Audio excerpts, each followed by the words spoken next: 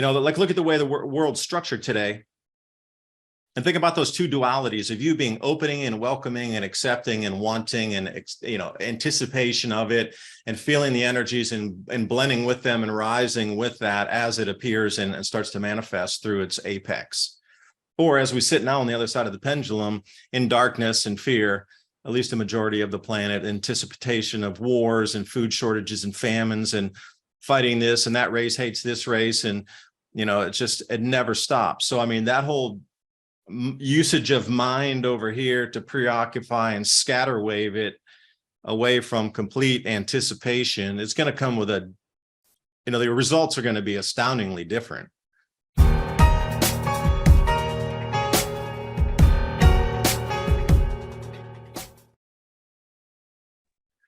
Well, hello there, everybody. A couple minutes late, and that's because the guest that I have is one that I have, been a fan of his ever since I was introduced to you. David, it's been a while, I'm sure. Anyway, welcome, everybody. It's Thursday, and this is going to be an exciting hour. There's just no doubt about it. So sit down, strap in, put your 5-point seatbelt on, and because we're going to be talking about some of the realities that have been spoken about in the past that are now here and what is coming forth. And I think you're going to find this hour amazing. So without further ado, I think many of you know who David Devine is. If not, go over to Adapt 2030 and subscribe and make it a reality, and you can catch up on what's going on. David, thank you. By the way, speak in favor over everybody. Nothing missing, nothing broken. And by the way, Ryder just dropped into the chat room. It's good to see you, Ryder. Excellent. Tomorrow, by the way, what a great segue. Ryder and Jay Wilder will be on the channel. We're going to be doing a live show. They have a new documentary on a subject that is still one that brings controversy some 60-something years later, and a JFK assassination. So tune in tomorrow. By the way, the movie is now on Amazon Prime, so check it out. So David is plugging one of our good buddies out there. And so how are you doing, my friend? Yeah, good. That was just another flash of lightning. So if anything happens, hold on, I'll try to get back, because the last storm surge that came through, the last set of, it just knocked out our internet for a while. I was going to try to get over to the Starlink and get it up, but it was raining too heavy to even deploy that. So, that was a serious front that just rolled through.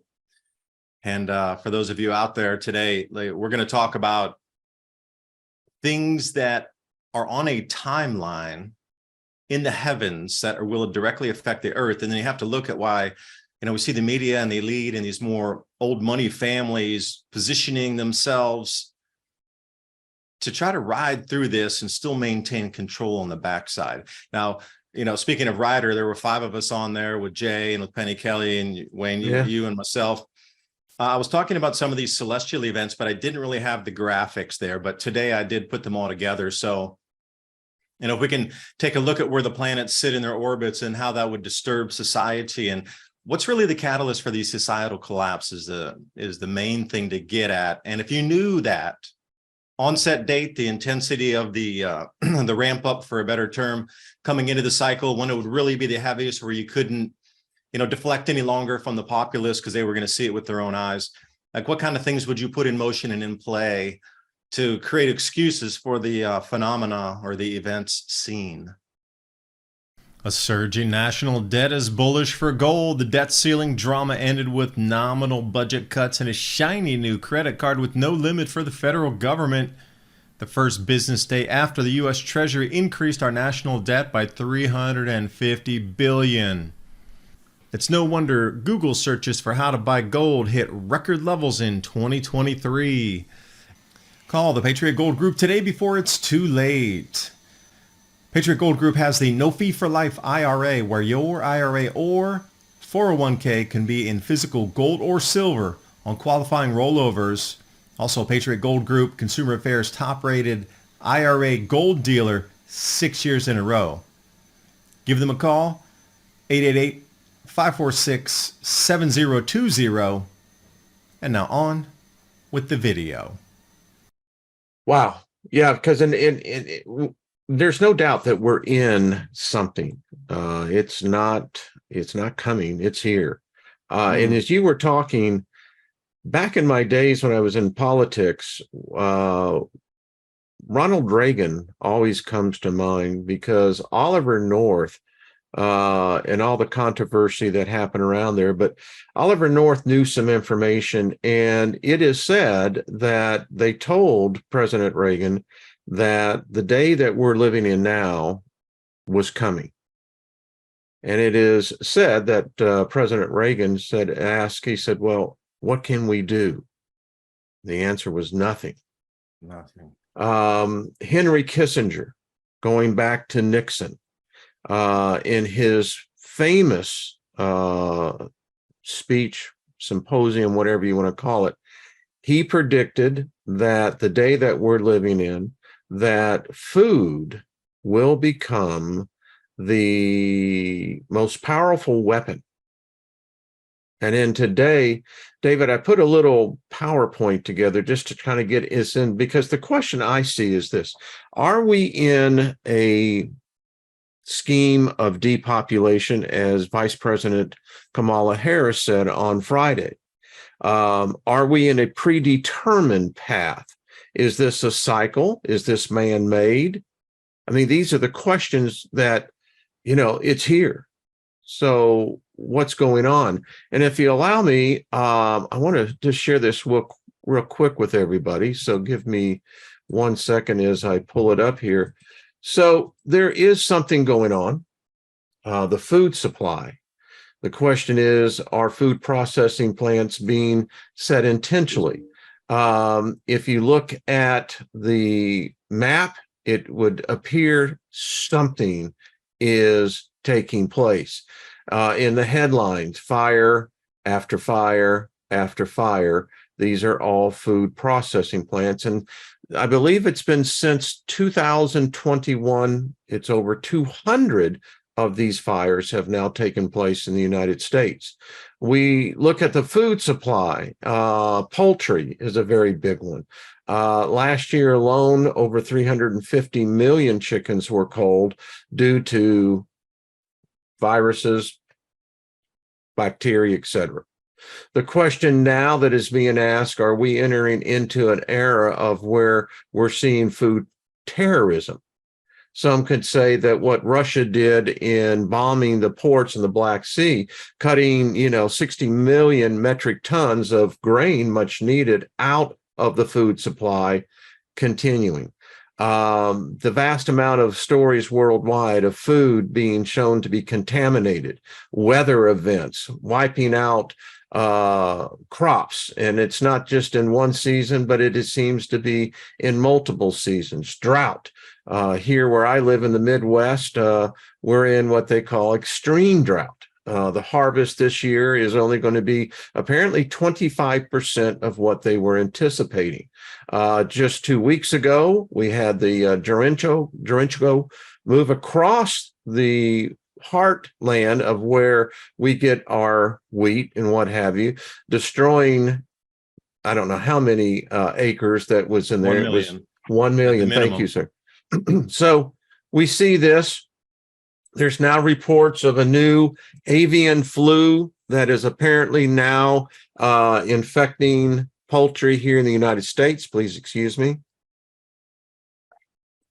So we know that this is happening. Cattle, stories of new disease hitting cattle in other countries. Here in the United States alone, it is.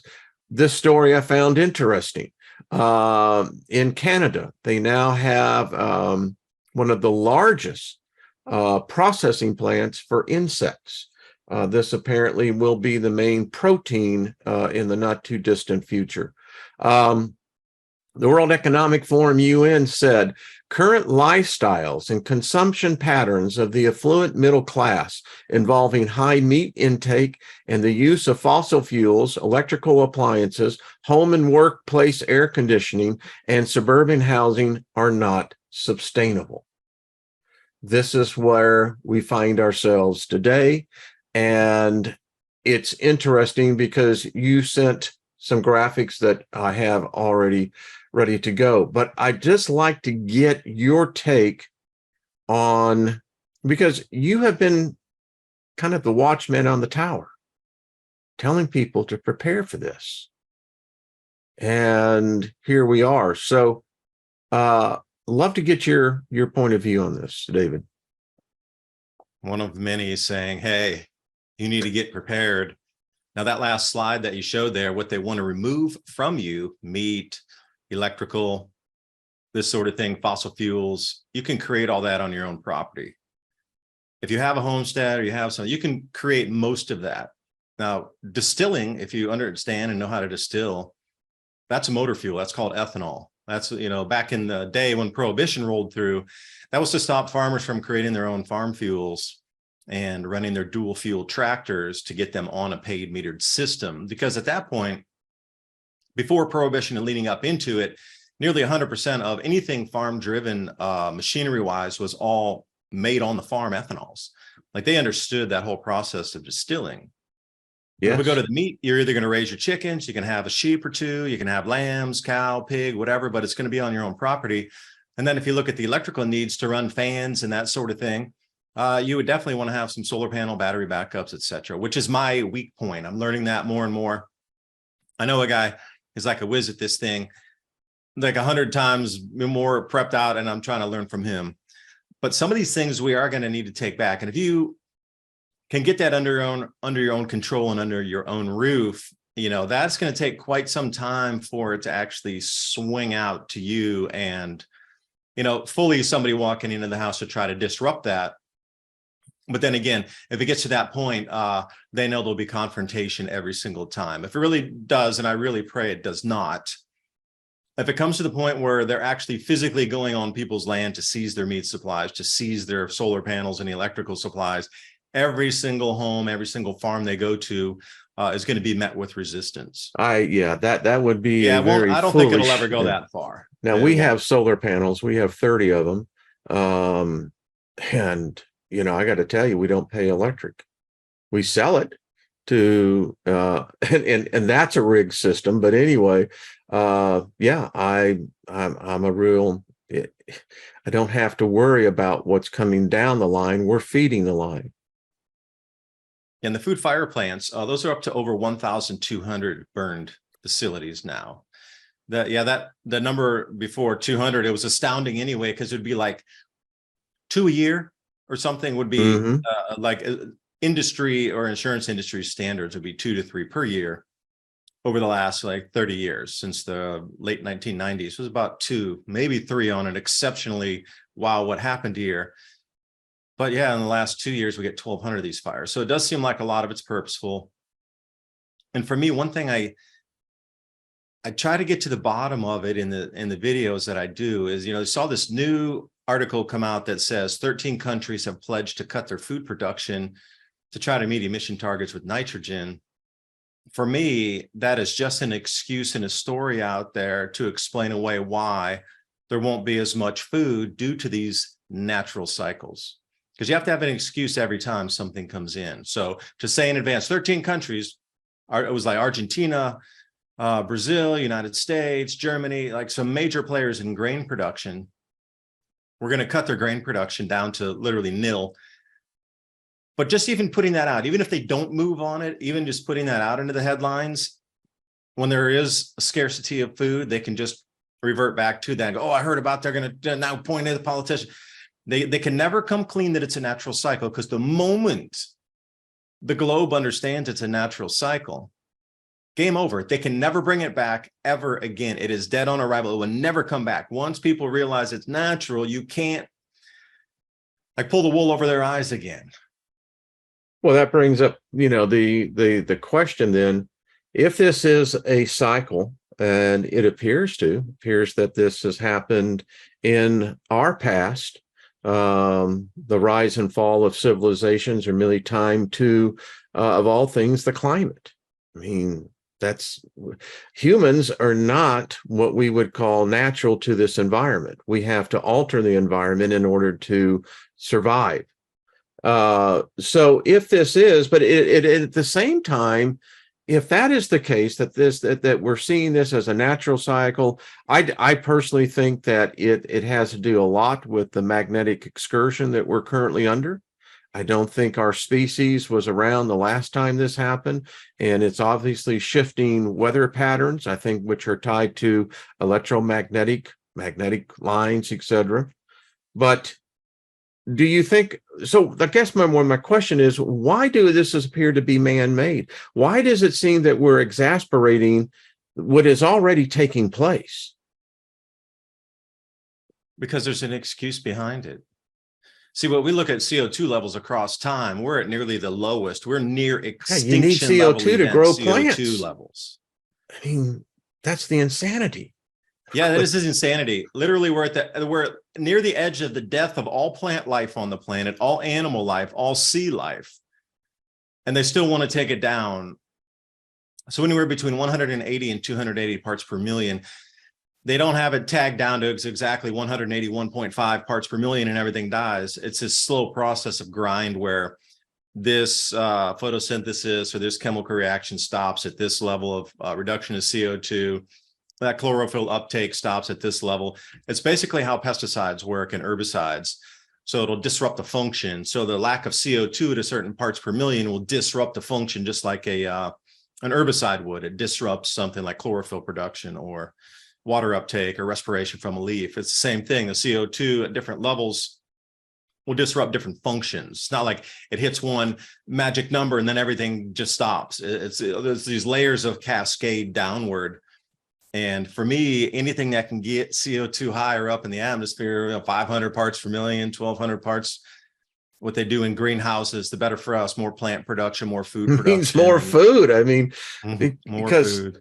The way that we're heading now, wow. I mean, again, I mentioned what happened to this war over in Europe with Ukraine and Russia. Now, Russia, they said they were going to do it, and they did it. And so they've apparently bombed out one of the main facilities that provide grain to the world.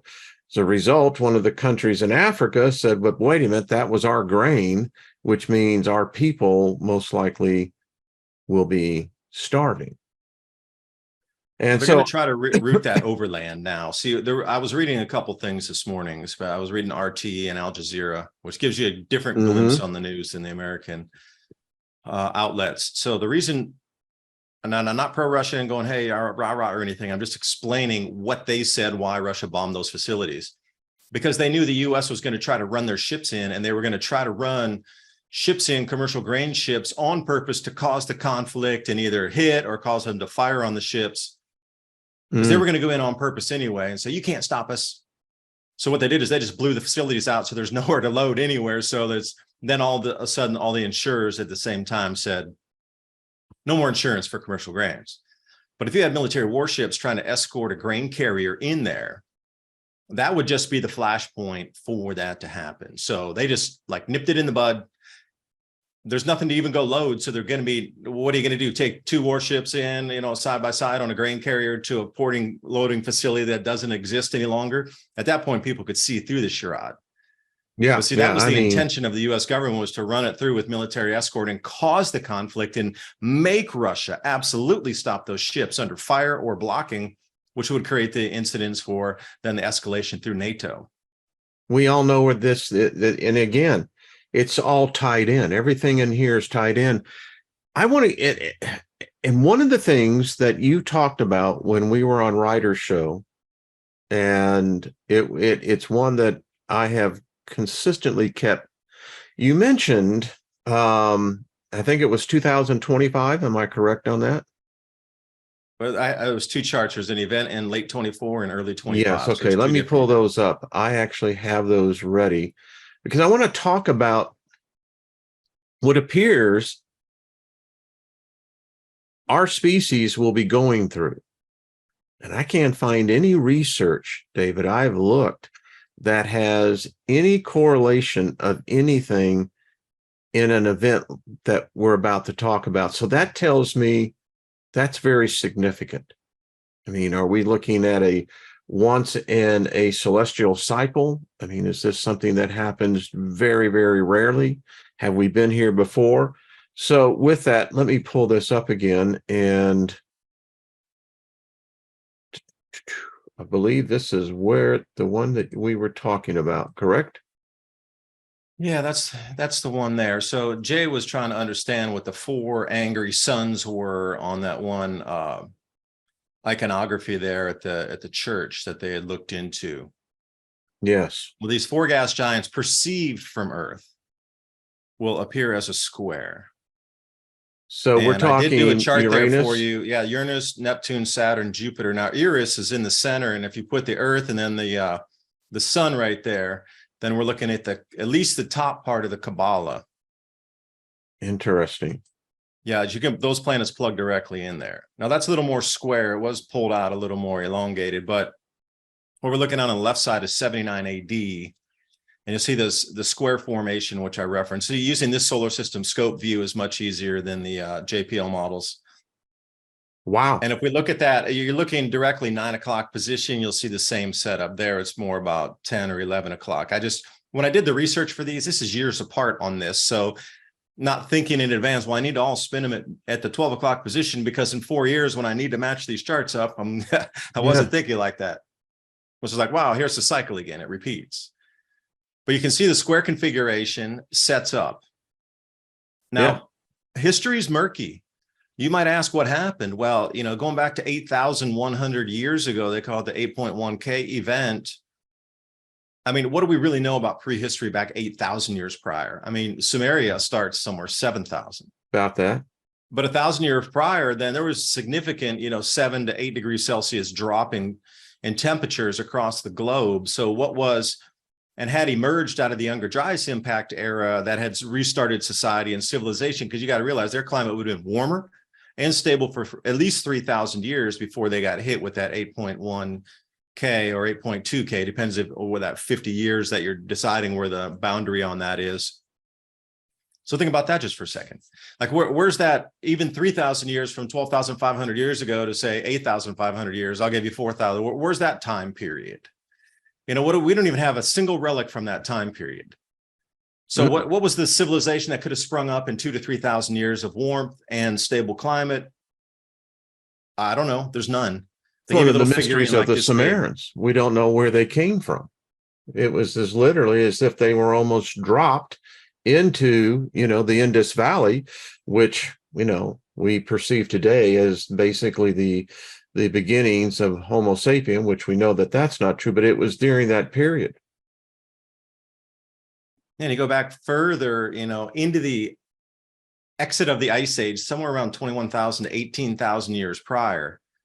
Then we start to find a few artifacts, and that's when the cave painting times were 21,000 years ago, Lascaux and France. And you can start to find that whole genre of art and artistic creativity and mathematics and understanding of the heavens some 20,000 years ago in caves. But then there's this whole missing part from 20,000 years to 8,000 years. Like, where did that, 12,000 years of time just disappear to? There's no relics, there's no remnants, there's no civilizations, there's no building, architecture, structures, foundations, anything, nothing writing, nothing scripted. And then you head further back in time, and then my whole thing is an ice age would have stabilized the climate. So when we talk about massive ice ages, and I'll agree, they're planet changers, you still would have that 2 miles of ice at the termination point. And once it built to its maximum glaciation, this in our current time would have been about 70,000 years prior. Once it stabilized, it would have stabilized like our climate's pretty stable. Well, not now, but it was the last several thousand years. But think about 40,000 years of stable climate versus a few thousand like we've experienced. Like, what kind of society could have evolved out of 40,000 plus years of stable climate, knowing the planting date and the harvesting dates? Like, during that ice age period is also an unknown. Like, you'd have to look probably 25 south or 25 north to the equator to find those remnants of that society. And they talk about Lemuria being part in, that was without water through Indonesia to northern Australia, etc. But where is that? And that's also assuming that the current axis of what Earth is right now was the same it was even Excuse me. 70,000 years ago. So in this next one, boy, when we get back here and we look at this, Yeah, let me go alignment, back to that chart. I'm sorry, I got distracted talking about ice ages and things. If you go to that, where it was perceived the square there, 79 AD is the last time that we can find the planetary geometry, or basically where the orbits or where these planets sit in their orbits. Big word to say where the planets are in their orbits all together out of all these 9 planets, where they go. And then when they're spinning, when they come to a certain square formation, you can trace it back and do the orbital diet. There's a lot of free software. Solar System Scope is a good one. The JPL models, that's a free one. I use Universe Sandbox also. That's a paid one though. But you can generally get right back. And I like this just because it's larger instead of seeing just a bunch of dots out there that are hard to reference for people. So you can actually see what the planets look like, see where they're sitting. And the similarity between these two, it's 1 degree of arc off of the 360 degrees out of the entire, wow, our arc minutes that go around the 360 there. So it's 1 degree different this time. And what can I say? I mean, electrically, they're going to do something. And I had a really interesting conversation with somebody who was more onto the gravity side of the electromagnetism. And it went something like this, because we were talking about the moon, and gardening with the moon is the way the whole conversation started. And we're like, yeah, you keep talking about this thing out there, these 4 gas giants aligning and maybe electromagnetically looping in on themselves, creating a second toroid field. And he was like, what if it does something as simple as creates a second gravitational force that's equally as larger than the moon, or like 10 times greater than the moon? Like, what would happen with our tides at that point? And then my light bulb went on and said, oh man, I never thought of that before. What if it's simply gravitational and adds a second gravitational tug? What if it's equal to the lunar cycle, but it doubles it, or it intensifies everything lunar on the tides that we see? So Matt, and he was like, it doesn't have to start now and have higher tides coming in. He's like, even if it was only 2 days before the event here in October of 2024, like the 23rd, 24th of that, what if it's just 2 days before and 2 days after, and you get 10 times higher tides coming in? It's like coastal civilization would be absolutely wrecked, and it would take us back. It would take us a century to build back from that at the minimum, because all the seaports would be affected as well. So it doesn't really take much destruction to do a lot of damage. Our magnetopause is weakening rapidly. I would be curious to see what would happen with another gravitational pull equal or even greater than our moon. I mean, that yeah. And then what's the psychological effect on the species, us as well? I mean, this, if you look what happened in 79 AD, that was basically kind of the beginning of the fall of the Roman Empire, which led us into the Dark Ages. Now, I find this next one that you had here.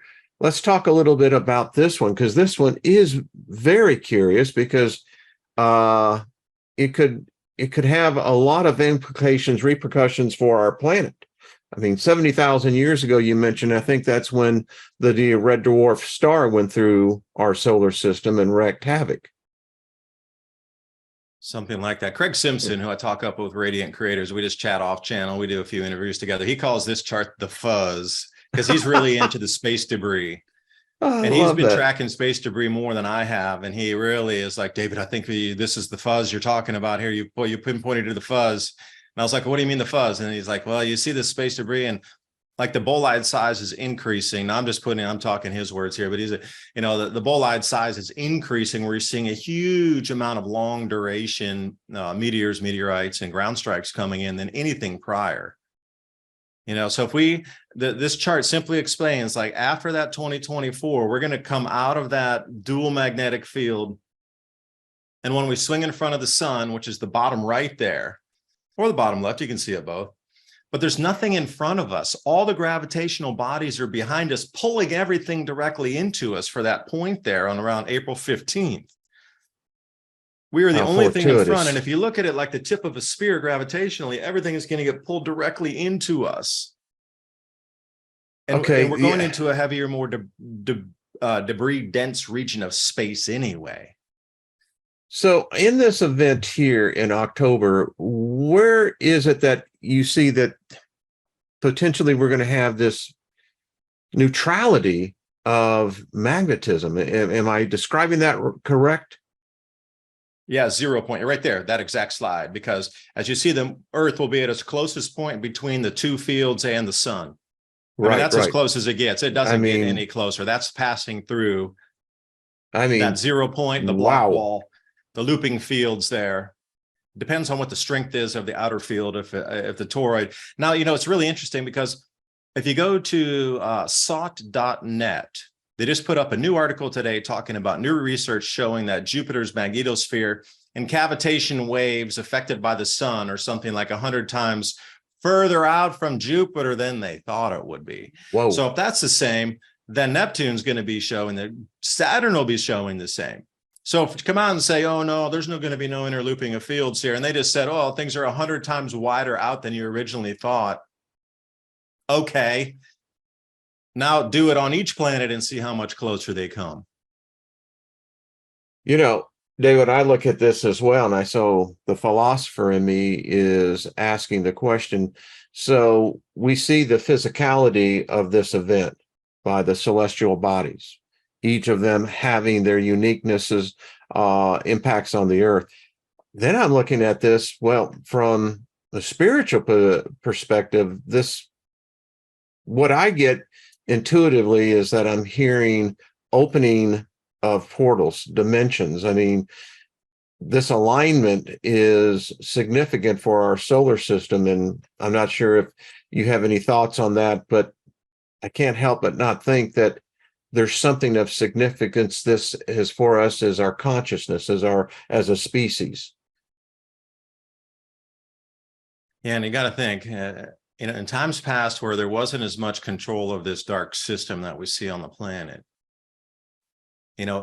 we would be embracing this and we would be raising our hands to the heavens in anticipation of this event. Yes, and there would be change. We would worldwide be events. celebrating it, welcoming it with open arms and open hearts, open minds.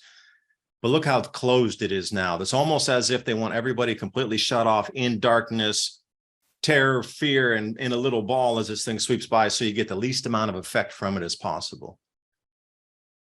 In my opinion, like look at the way the world's structured today. And think about those two dualities of you being opening and welcoming and accepting and wanting and, anticipation of it and feeling the energies and blending with them and rising with that as it appears and starts to manifest through its apex. Or as we sit now on the other side of the pendulum in darkness and fear, at least a majority of the planet, anticipation of wars and food shortages and famines and fighting this and that race hates this race. And, it never stops. So, I mean, that whole usage of mind over here to preoccupy and scatter wave it away from complete anticipation, it's going to come with the results are going to be astoundingly different. So see how the world's structured to get you away from that coming in and understanding it and keeping you in fear when it arrives. David, I got to tell you, and I haven't seen the chat, but I don't know of anyone in the alternative culture, you want to call it new age, you want to call it whatever you want, not bringing this out. Why? That's what took me aback when I heard you mention it there when we were with Ryder. And I'm thinking to myself again, you just said something that's very significant. In an alternate universe, we would, as a species, be ready. This could be a species-wide event. That this doesn't happen all the time. This doesn't happen, apparently, if you look in here, nearly 2,000 years. Wow. I mean, I think we're missing something here, and I think you're bringing out something that is so significant. And I don't want to just stop there because there's more to this, but you're hitting on something. It's something that I don't understand why this is not spreading, becoming viral, and all of us beginning to prepare for this date. I could be wrong, but anyway, I digress, sir. Look at how many distractions are out there of like the world level kind that would have been, 2 month or 3 month or 6 month story back in the day. Like what's happening currently if we were to just re-roll the clock and have that same event happen in, say, 1995 or the year 2000, before, 9/11, these headlines now that you're seeing, just one of them would have stuck around for 6 months as like the main thing to focus on. Now you're getting one of those every other day, every 2 days, or there's a new one every day. It's really that level of distraction and anxiety and angst and unknown to the negative side that's being pushed at the moment. And I can see why it's being pushed, because again, I'll bring it just as the most simplest thing. If you understand it's a natural cycle, all power of the elite on this planet stops. Game None of changer. their programs or plans can move a single 1/8 of 1 inch forward. It can't. Once you realize that it's a natural cycle, then everything that you see out there, from global taxes, control, 15-minute cities, eating insects, everything stops in an instant. And then you're going to reverse it and go, whoa, you just lied to us? Now what? We're not going to believe another single thing you say. And we absolutely 0% participate. And absolutely every time you say something, we're going to push back with even more ferocity, saying no to the things you're trying to implement. So that's the whole key. They need to keep it in a man-made fashion for everything. Yeah, this is huge, my friend. This is huge. We have a year and 4 months to prepare for this. I think and this is just opinion, that the elite are shaking in their boots, an old expression would say, because if enough of us humans find out about this and begin to prepare for this, it could absolutely alter the whole agenda. My friend, I applaud you because I believe you've hit on something that is 50 years of indoctrination in Christianity, ordained minister preaching the gospel. It was at this period in 79 AD that whole construct began to be introduced. And so it's just my point of view, but we've been in this dark age, and I look at what's coming. And for me, my spirit kind of goes saying, hey, Steiger, this might be the entrance back out. Just opinion. Or the beginning of a new cornerstone Yes, of sir. energy that will not allow these darker vibrations to hold state in our world. And see, that's the thing. It's all about vibration and frequency. Currently, they're trying to trap people in a lower vibration frequency when this higher power wave swings through. Bingo. And then when I look at this one in itself, I mean, the fuzz. I love it. I can actually see the graphic on that. And that's troubling, because, it means that the heavens will definitely become alive, and you could use the expression of an angry dragon. Behold, I saw 1/3 of the heavens fall. Well, it makes kind of sense if you're now describes exactly that. That's a perfect representation. Yeah, that's exactly what I would expect right there at that point on around April. Yeah, there would be things coming in day, night, terrifying. I mean, I would be.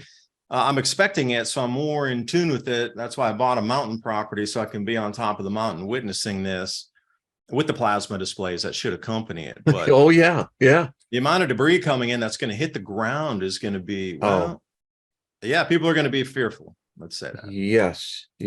Well, the scripture says that there will be boulders falling out of the sky. These will be the point where it says that man will cry out for death, but death will not come. I mean, and I'm looking at this, and it goes, well, if you're at the end of the suction cup, so to speak, guess what? You're going to be the collector of all that fuzz. Just saying. So talk about this graph, sir. Well, let me come back for a second, because you think about the Iraq War and the initial, Gulf War that we went to, Operation Desert Storm. They bombed the Iraqis for 30 days straight with just nonstop munitions, just shaking the earth to the point they're like, we want to surrender. We can't have it. Our eardrums are ruptured. Again, their lobes of their brains were not behaving. They were just, please stop. We surrender. We don't fight. Just stop the shaking.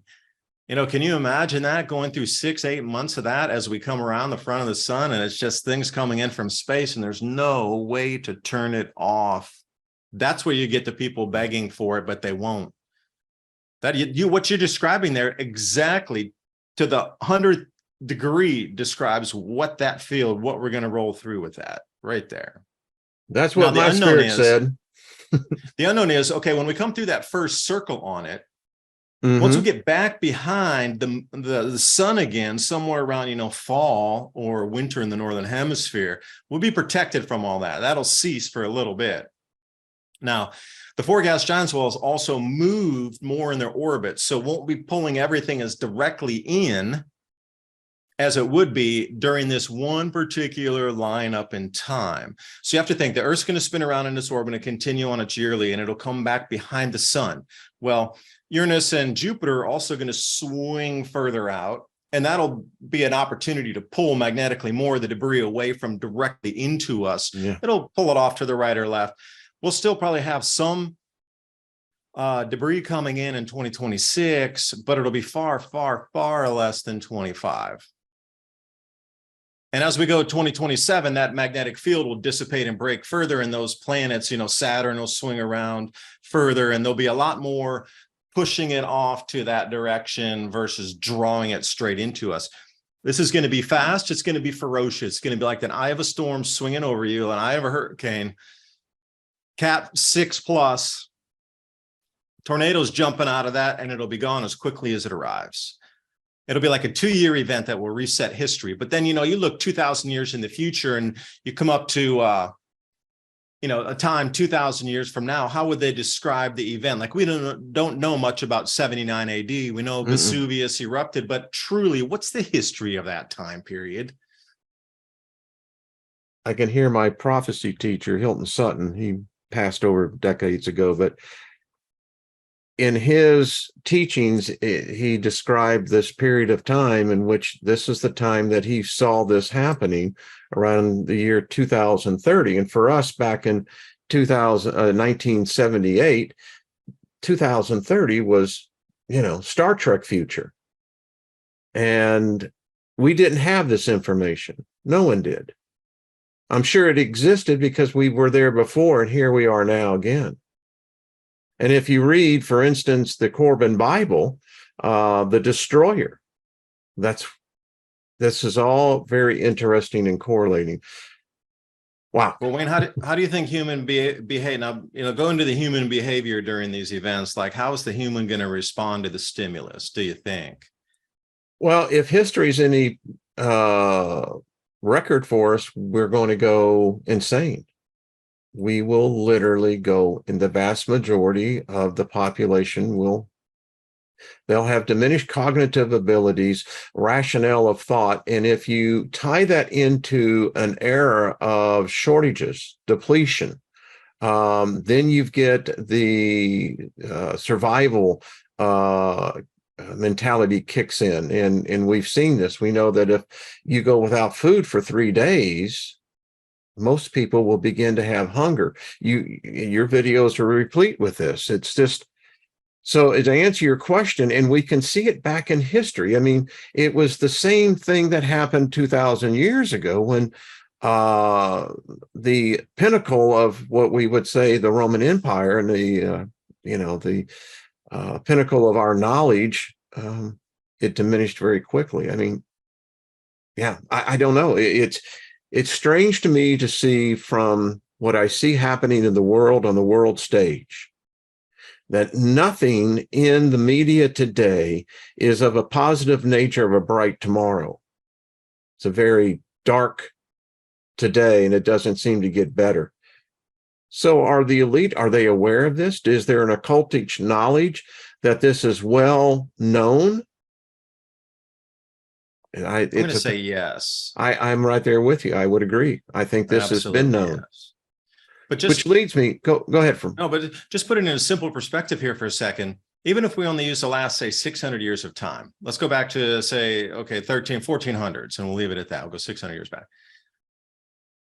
How much of that time had the navies sponsored by the Vatican, paid for by the church, run around this planet and pillaged and boxed up and repatriated all of the history of most of the cultures across the planet?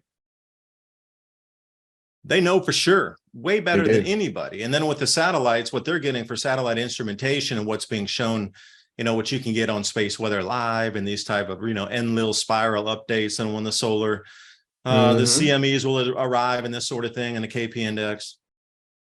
That's child's play. When you go into the 10.7 centimeter flux and you get deeper into the different isotopes and irons, especially showing different, heat changes in the photosphere on the sun. I mean, that stuff's delayed when it's released or not released at all. But imagine like the trove that they have of data to back up what would be the timelines and written record. So, using the written records, then you could look for, instrumentation data to sort of sync it up with, all right, well, they look for these changes, this started to happen. Volcanic eruptions, we have all this extra water in the atmosphere now from the Hunga Tonga eruption, 10% more moisture in the atmosphere now, playing in on where the cloud cells are moving or dragging heavier across the equator and saying, yeah, it's there. But if you go to the cloud cell map, that's the super important one, because that eruption took place at 20 degrees south latitude below the equator, but so much water has gone up around the entire planet now. What they're finding is the drag at the Hadley cells converging where the equator are. Those are so much denser and heavier that he's getting these massive amounts of just biblical flooding across that area there, because all the moisture had kind of coalesced now, and the pressure difference and the heating difference that drives the pressure difference is really getting gummed up in the works because there's so much more moisture in the atmosphere. And if you add the fact that the Buford Gyre is now releasing, yeah, I don't know about that one. Can you fill me in a bit? yeah, Ben I know the Buford Davidson. Gyre out there, or whatever, Gyre, Yeah, however you say it. it's been holding back all that cold, fresh water, I guess, for nearly a decade now, and the evidences are now showing that it is releasing. So we're expecting, diminished flow in the North Atlantic Oscillation. And if that comes to pass, then yeah, it's going to get cold real quick. Real Little quick. Ice Age Europe, huh? Yeah, yes, yeah, exactly. And I want to go back on something you had mentioned before about this shift in energy. There is a prophecy that says that the day is coming where men will have their hearts will fail. Sudden heart attacks. Well, we're now seeing a direct correlation from when these CMEs are hitting the Earth in these geomagnetic electrical storms from our sun, that it has a direct correlation to cardiac rhythms. It's all tying together. Yeah, think about that for a second. If that were to change orders of magnitude, anybody who had a heart condition, it's almost like survival of the fittest, like nature is wiping out all the defects out of the human race and going to leave 10 million pure, undefected humans as breeding pairs to start over again, or something like that. Not in a World Economic Forum sense to, depopulate and put you all in cities, but perhaps that's the way nature cleanses the DNA pool itself to allow something to continue to come on the planet. Although, the Homo sapiens sapien is only 400,000 years old. But if you go further back, you start to see different types of Australopithecus, and we got the Neanderthals. And, how did the Neanderthals and Denisovans blend in at the same time that the Homo sapiens sapien timelines were moving forward? And you trace back Lucy, whatever, but primate hominids, these sort of thing. At times in the past, there was many as 6 hominid species on our planet coexisting at any one time. Now, I currently believe that there's at least 2, ourselves and what you consider the bipedal hominids in the forest, Sasquatch, etc. And there's also very documented and well-known pygmy types of things running around in tropical climates, especially Indonesia gets a lot of reports of that. So you could say 3 at the current rate if you believe in some reports that, because you'd have to stop logging and do all types of things. If these bipedal hominids in our forest were classified as a species, just like the way you even do forestry would stop. You'd have to, the entire economy of the planet would grind to a halt, because suddenly we got different species in our forest. Like, what?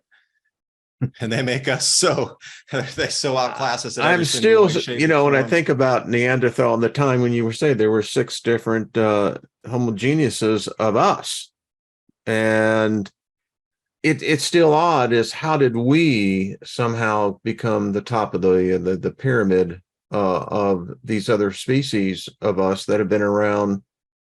I don't know. I understand that if you look at Neanderthals to Cro-Magnon going back, we're talking potentially millions of years. I mean, we really are the new kid on the block. But how many cycles of this cycle of cleansing of DNA has morphed that into the dominant species moving forward to the next? So if we were to be, if our DNA were to be scrubbed clean into no defects, genetic defects whatsoever, and there'd only be the purest of DNA left on the planet to restart our species, like what would that be quantified as? Because we would evolve, it would be a new species that would evolve from us. There are those who contend that that's what's happening right now, is that the next version of the sapiens is already here. Some believe that it's if you look at the Titans in Silicon Valley, the mad rush is to be able to transfer the human consciousness into a matrix that allows the continuation of thought, the collection of memories in a manner where they don't see death. I mean, is this what we're seeing? Is this the transhumanism? It seems to be rush. I mean, I look at this and it's just a fact. I mean, our medical industry, the knowledge that we have for the last 100+ years has been predicated on petroleum-based solutions. And we've seen the effect that it's had on us as a species. Now we're coming into where genetics is coming into the next role. I contend that the minute that genetics takes rule in the area of advanced biomedicine, that it's going to alter our species fundamentally. I don't believe that the sapiens will be represented in that. They'll have our DNA to work on, but I think sapiens as a whole, we will become that of the Neanderthals and the Cro-Magnons, etc. Yeah, that would be because imagine if you are considering going down that road, imagine if your consciousness gets plugged into the new threads where Zuckerberg's controlling your consciousness and you're not allowed to think about that. So they strip that memory out and you're left with like a core reptilian brain memory, and that's all you're allowed to retain out of that. And that's the way you'll exist until some other super wave of energy comes through and disrupts that technology and perhaps releases the well of souls or something. When you talk like that, I mean, I keep on thinking about this conversion of, when I was in Christianity, people would say, well, that's called being saved. And you're going, skip the long way. Have you really thought this thing out now? It's like, okay, well, that could be, because it's I mean, Dave, the hour's almost come and gone. It's so fascinating what you have shown here, because I wish I had more, and I'm endeavoring to study more, because you have hit onto something significant that I'm trying to tie it in, and I have bookshelves over here of the prophecies in many different cultures, many different times of our species, and they all have this correlating effect that there seems to be this funnel in which we're being funneled into. Now, no matter how much we want to go enough a different direction, it seems like predestination has stepped in. But what you just showed me, I don't know what it is. It's formulating, it's coalescing in my mind's eye. There is something significant. This is powerful. And on that level alone, if you go back to the ozone depletion chart that I just put together, or was it yesterday or the day before? Yeah, the Hungatonga eruption blasted so much water vapor in the atmosphere, it went up 180,000 feet. And when you get these ice crystals up in the mesosphere, it creates surfaces for breakdown of ozone. So what we're seeing is July 2021 on the left side. Now, the more blues and the darker blues and that sort of things means less ozone, less Dobson units. What you're really looking for in a healthy ozone layer is like the reds, like we see in the Northern Hemisphere, very dark yellows, oranges, that sort of thing. But on the right side is what we're seeing with the Hunga Tonga effect, where all the extra mesospheric ice crystal clouds have allowed more catalyst breakdown of ozone to occur. So this is exactly the same time of the year, but you can see that it's quite different in how much ozone has been depleted already. Now, the maximum ozone will occur somewhere around late September, early October every year. It's a cycle too. We'll get to like a very depleted column in the center there. But this year, I believe it's going to affect barley production in the Southern Hemisphere, as well as the insect life. And there's just going to be a lot more UVB radiation striking the ocean surface. Insects are very affected by that different kind of light, UVB. And also barley is the #1 affected crop with UVB excess. Now, David, in a former life, you were actually in, as I understand it, into the coffee business and the international trading. Yeah, I used to buy coffee down in Myanmar. Okay. So that's where I learned about this whole thing. Now you guys Yeah, put it I in was gonna perspective. say. I was the Al Gore poster child of global warming. After I saw that movie, I bought that thing hook, line, and sinker. But once I started buying coffee in Myanmar, formerly known as Burma, when we were up there, and it was about 1,200 foot elevate or 1,200 meter elevation, and they were saying that, you know, prior, when their grandfathers and great grandfathers were commercializing coffee in the 1880s, that they also had cold damage to the crops. And when we were there was cold damage to the coffee farms. Top leaf kill, the bean density was off. You had to overplant the new plantings in the field because they were already accounting for some to be killed from the cold after they replanted them in the first year out of the nursery into the actual field. So that just sent me on the quest, like, wait a minute, if it's going to get hotter, why in this tropical country is it getting cooler and the coffee is getting damaged by cold? And then they told us the stories about the 1880s. And then I started to look back there. Oh, whoa, those seem to be. And then I learned about solar cycles. And then I met John Casey. And then suddenly off to the races. Never came back. Couldn't lie to myself. That's the greatest travesty. Talk about committing suicide, would be to lie back to yourself, to put yourself back in that box once you know some of the truth. And to put yourself back into that normalcy, to not butt heads with anybody or not have a different opinion, that you would lie to yourself and put yourself back in that box. I think that's a form of suicide as well. Well put. Well put. Wow. I mean, we could just go on for another hour or two on all of this. That one there, if I could stop you, if you go back, anybody, one more chart back. Yeah, that one. Anybody who is into astrology there, if you could pass this on to anybody who understands astrology at a much deeper level, you just never ever see this type of tightness there. And this is a very special and very unique chart. And that is for April 16th of 2025. And you can almost see that V4 or that arrow formation of how the magnetism would be pulling everything into the earth. So I notice your time is interesting as well.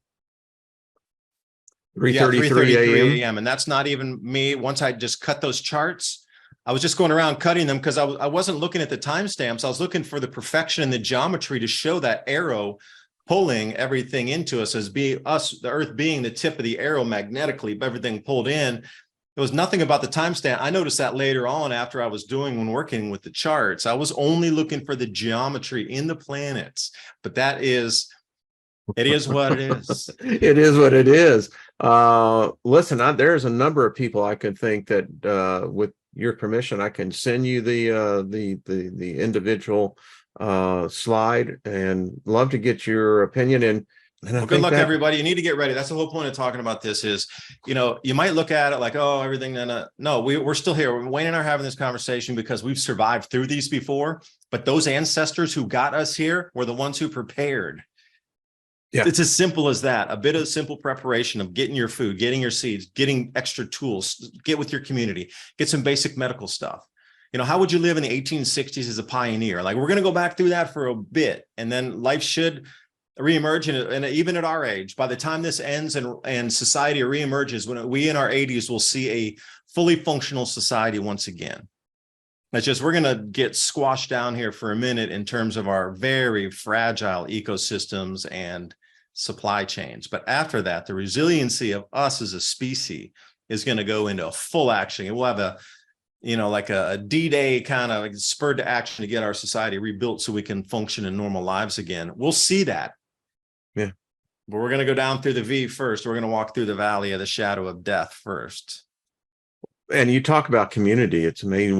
We moved here a year ago, and there is a community. It's tight, and it's like, well, if anything happens, this is who to go to. This is what can be done, and it's that type of camaraderie with the community that is, whatever's coming is going to allow you to, like I said, not only survive but thrive out of this. You know what?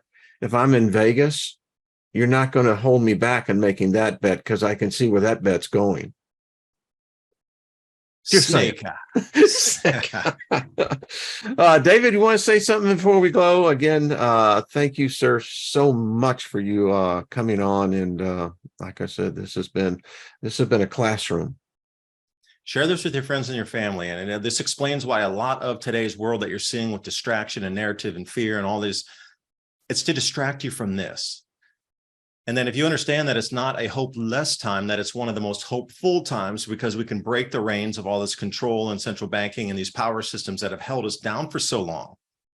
That we're coming into a faster moving energy area of space, and our galactic, or the spiral arm of our galaxy, it's literally a cycle also of a 12,000 year cycle of, we come into faster vibrating energies where these dark entities can't hold their vibrational state anymore.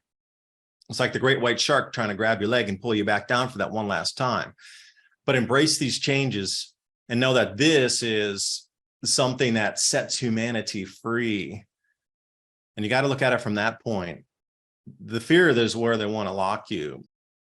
You got to do some action. And all these things we're seeing currently across the media space is to keep you in a state of inaction and helplessness. When you need to know that's the complete opposite. Tonight, massive rapid action is where you can be at all times, as long as you let the distractions go. You just may well have hit onto something that will have ramifications for our species for thousands of years. I'll leave it at that. Bye for now. Thank you, everybody. Much love to y'all. And we will see you tomorrow with Ryder and with Jay. Going to talk about, JFK. So we'll see y'all then. Much love, everyone. Bye-bye.